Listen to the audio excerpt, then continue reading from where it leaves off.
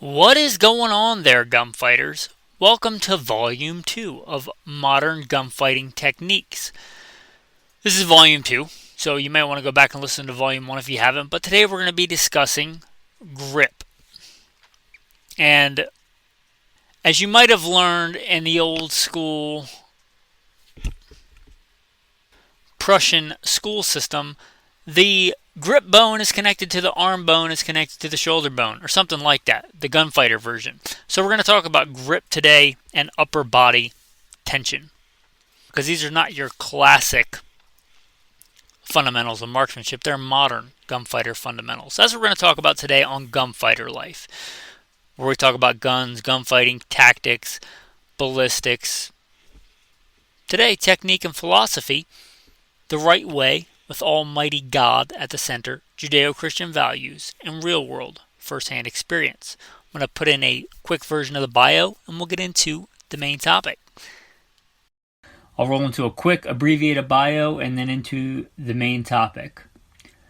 First and foremost, I am a Christian. I don't apologize for that. God is number one in my life. I grew up hunting and fishing in the backwoods of the southeastern United States at a very early age. Some of my earliest memories are with firearms. I joined the Marine Corps at 17, did a couple of combat tours in Iraq. By God's grace, He got me through that safely. After that, I served as an instructor, an urban warfare instructor and a desert warfare instructor for the United States Marine Corps. I also served with the LAPD, both full-time as a sworn police officer and in some more specialized assignments, as well as serving in the U.S. Army, full-time and part-time National Guard. I've been a FBI firearms instructor, still am an FBI firearms instructor, have been for a lot of years, also NRA certified and some other three-letter government agency certified.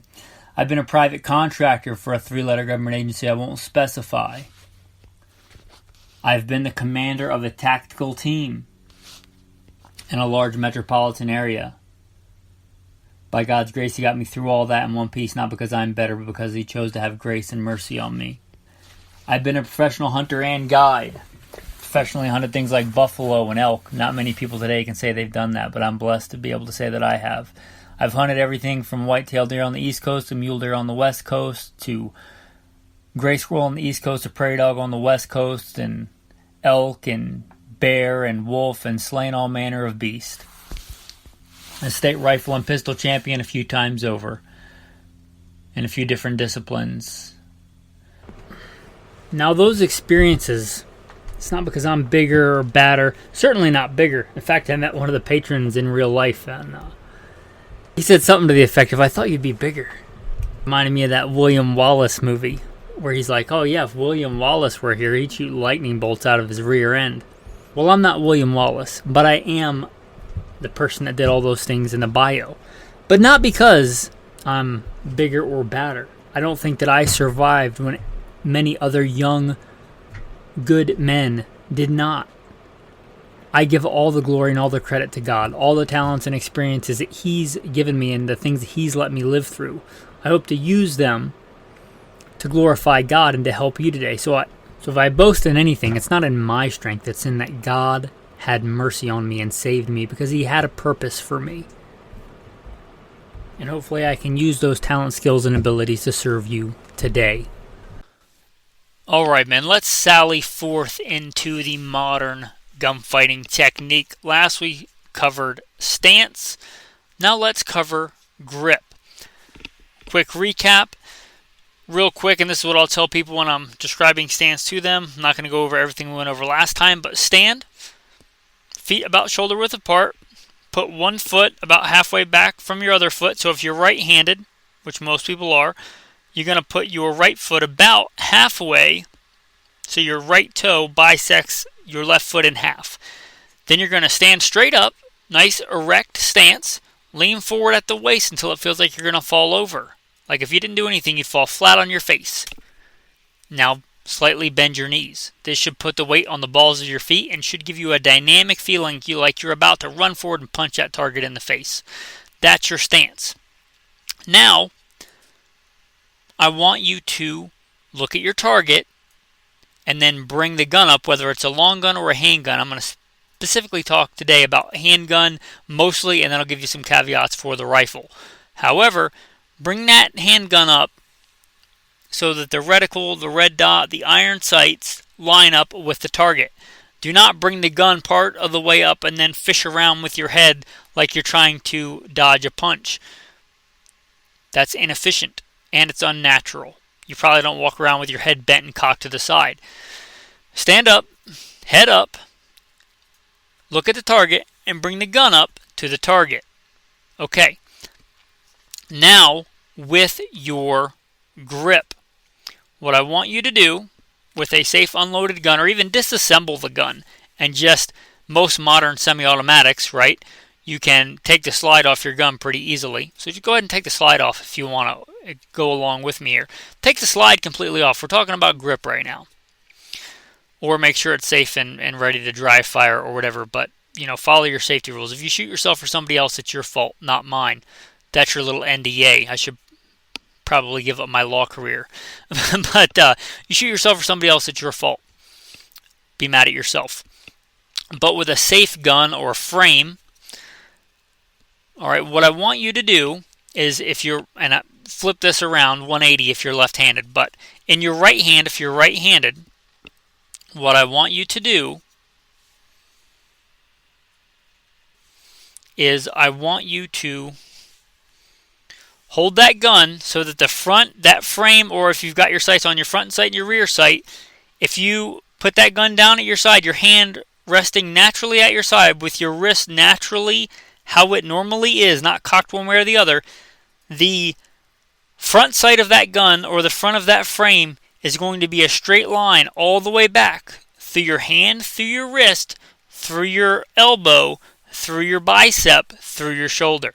It should be a straight line. It should not be cocked one way or the other. You should have a straight line from that front sight all the way back to your shoulder on your right hand. And if you think about this, here's why. For every action, there's an equal and opposite reaction. Darn that physics and recoil. But that recoil is going to go somewhere. Right? So if you have that gun, if you want to go ridiculous and cock it in your hand, if you cock it and point the muzzle too far to the left, a lot of that recoil is going to go into your fingers and your hand. There's a lot less meat in your fingers and your hand than your entire arm. And it's also going to torque. When you do that, it's going to flip around and do a bunch of funky stuff. If you cock it hard the other way to the right, if you're right-handed, a lot of that recoil is going to go into your thumb. Your thumb is not as strong as your entire arm. Get that gun all the way in line so that muzzle, the front sight, the muzzle, is in line all the way back to your shoulder. Now, this is important. When you go to rest your finger on that trigger, it should naturally rest so that the center of the pad, and God gave us these wonderful swirls on our fingers. If you look at that swirl, the center of that swirl should go on the center of that trigger. This is the way that I'm teaching you to shoot. There are other ways to shoot, and other people shoot other ways. But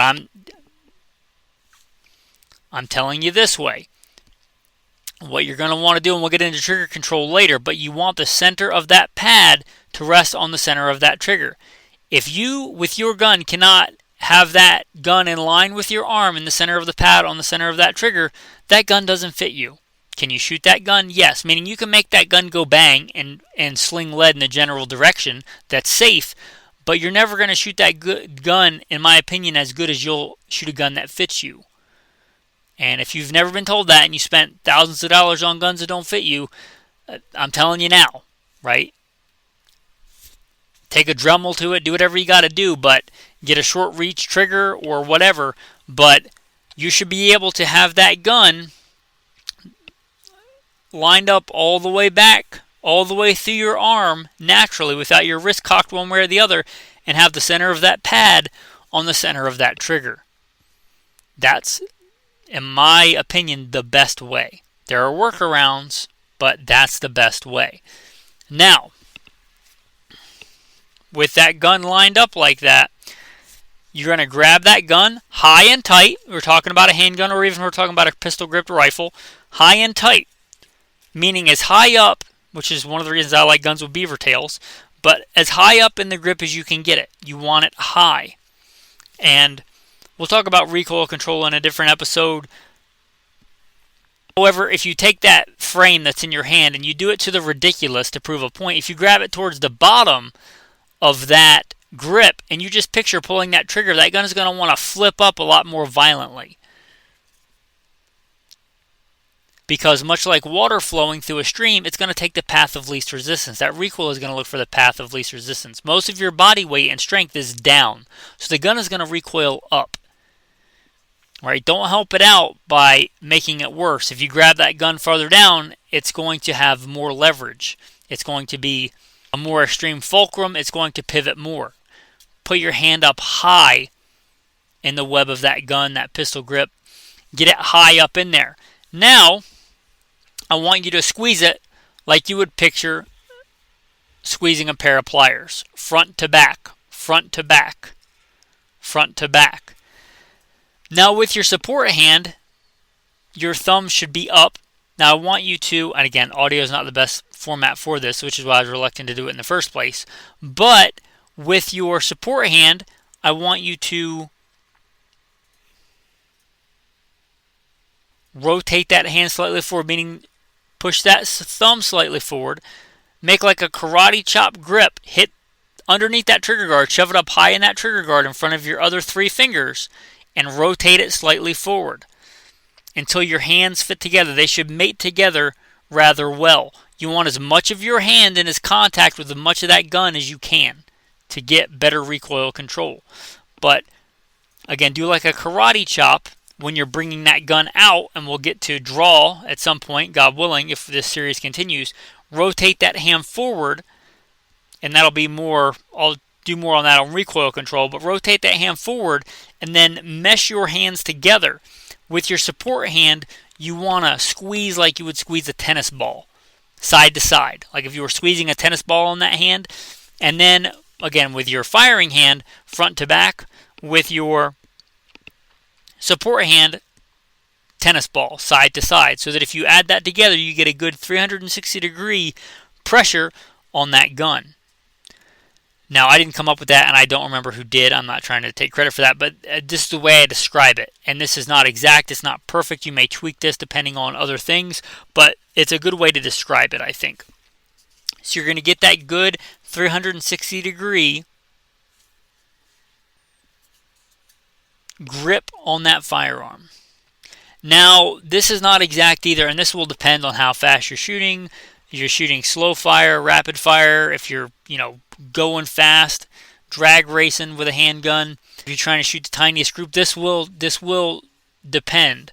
But that's like advanced. This is basic. In general, I say about 60-40. You want about that, meaning the grip tension on your support hand and your firing hand is not the same. Your firing hand, which if you're right-handed and we're talking about shooting with your dominant hand, your firing hand should have about 40% of the tension. Your support hand should have about 60% of the tension. And this might not be exact. It may be 35-65, maybe 70-30. But as a good rule of thumb to describe it, we're talking about 60-40. You want a little bit less tension on your firing hand. The reason is, if you go to the extreme and really, really grip down really hard, you want to try this, grip as hard as you possibly can, and then try to move your trigger finger independently. You'll see that it's hard to do naturally. If you relax a little bit on that firing hand, you'll see that you can move your trigger finger much more fluidly, much more consistently, and quicker. So that's the reason you want a little bit less tension on that firing hand, so you can independently move that trigger finger without influencing the gun with the rest of your hand. If you grip too hard, it's harder to do that. With your non-firing hand, though, you're not independently moving one of your fingers in the firing cycle, so you can grab a little bit harder and help control that recoil better with your firing hand. And, a stronger grip does help for this. A stronger grip is one of the things that can help out better in handgun shooting. So, when I say like 60-40, that's like one hand compared to another, you also, when you're gripping it, you don't want a death grip, like you're trying to choke the gun to death. You also don't want to hold it like a little girl skipping through a field holding a balloon that just floats away. Grab it firm. I would say grab it like you would grab a hammer if you were going to swing it. Right? You wouldn't death grip the hammer and try and swing it. It would just look ridiculous. It wouldn't be able to move fluidly. You also wouldn't grab the hammer and hold it so loose that when you swung it back, it would fly out of your hands. So and you're gonna get better at this the more you do it. But picture as firm as you would grab a hammer or a sledgehammer if you were going to swing it with both hands. That's about the tension that you want with a firing grip. Now, with the handgun, you're going to push that straight out. With the long gun, start as if you're doing a handgun. So start with, push the long gun straight out just to get the continuity of training, and keep your left hand, if you're right-handed, keep that left hand where it is, and just bring your right hand back until it goes into the pocket of your shoulder. You can shoot with the same stance, handgun or rifle. The only difference is, again, keep that left hand where it is, and then move it along the forearm of the rifle, and then bring that stock back until it's firm in the pocket of your shoulder, keeping your head looking at the target. Don't be fishing around with your head. So very little difference there, and a lot of continuity of training, which is going to help you if you're, trying to train and be proficient running and gunning with a long gun or a handgun. So whether it's a shotgun or a rifle, practice that, keeping that hand out there on the forearm and bringing that gun back. But pretty much the only thing changing is you're bending your elbow and bringing that gun back until the stock is firm in the pocket of your shoulder. Head should be in the same place. Eyes should be open. Both eyes should be open. Rifle, both eyes should be open. Shotgun, both eyes should be open. Pistol, both eyes should be open. Revolver, both eyes should be open. Keep your eyes open. I know I harp on that, but I see so many people close one eye. Right? We're not Revolutionary War musket fighting. This is modern gunfighting technique. Keep your eyes open. Now, grip. Remember, your finger bones are connected to your hand bones, connected to your arm bones, connected to your shoulder bones, or whatever.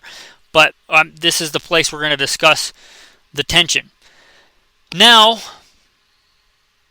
modern gunfighting denotes movement. Shooting while moving, shooting and then moving, moving and then shooting. That fluidity of movement we talked about in Volume 1. But I find it best most of the time, and again, this might change, but you want a firm grip. We talked about that firing grip, and then you're going to slightly want to cant that non-firing hand, that left hand, your support hand. You're going to want to cant it slightly forward and grip down. That's going to give you a lot more torque to control recoil. Now, your forearms are going to have some tension in them. Don't grip it like you're going to die and slip off a rope. Like don't treat the gun like you're grabbing onto a rope and trying to climb up it. Or if you let go, you're going to die. If you grab it that tight, you're going to be too tense and you're going to get tired quickly, really quickly, which is going to hinder you in shooting. Or you're going to grip it so tight you're going to shake.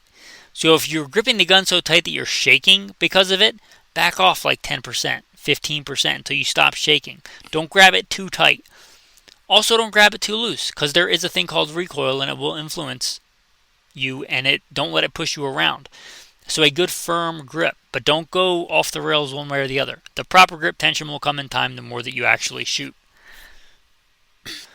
But talking about the support hand, cock slightly forward, and you're going to want that tension to continue on through your forearms. Your forearms should be tense. They should be flexed. Your forearms should be flexed. Like when I'm looking at you, assuming you're wearing a short sleeve shirt or whatever, tank top, I should be able to see that flexing in your forearms. I should be able to see the muscles doing what they do in your forearms, or they should be flexed. And that's going to dissipate as it goes through your biceps and triceps. Your shoulders, most of the time, should be relaxed. This is a big thing I see. Just your whole body is tense. No, your shoulders should be relaxed. Because if your lower body is doing movement, which you will get to at some point, and you don't want to have to learn a completely new shooting technique, Your shoulders should be loose, so any movement in your lower body does not immediately and like 1-to-1 ratio translate into movement of the gun. Like if I'm shooting on the move, shooting moving forward, shooting moving backward, the gun is going to move. But if my shoulders are real rigid, there's going to be a lot more bounce in that gun. It's going to be a lot less translation of movement in the gun if my shoulders are loose.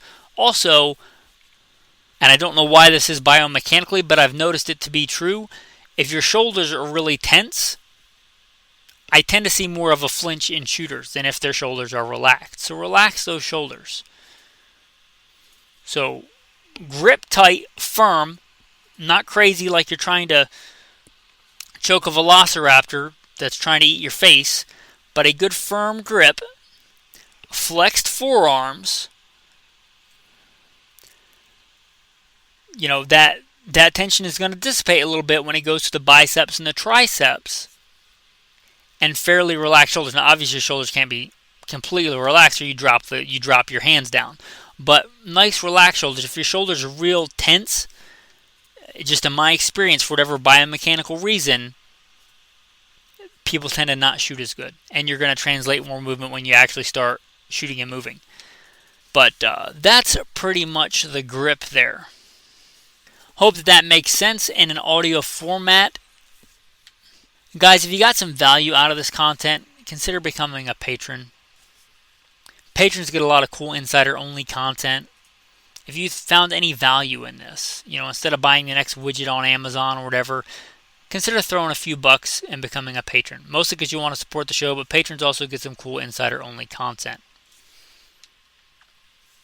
And also make sure you're subscribed. This is volume 2. God willing, there'll be more volumes coming out on modern gunfighting technique. So, make sure you're subscribed. Also, while you're down there, hit some stars, leave a review. That'd be cool. With that, your tactical tip of the day. I don't know if we're going to get to reloads in this series because that's not really one of the fundamentals.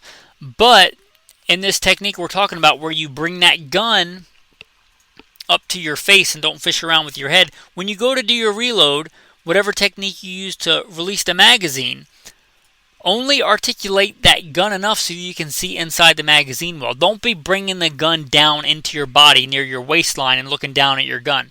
You're wasting time. One of the keys to shooting fast is not moving really, really, really fast. It's being efficient in your movements. Don't move that gun all the way down to your waistline if you don't need to put a magazine in. Just articulate that gun enough so that you can see inside the magazine well.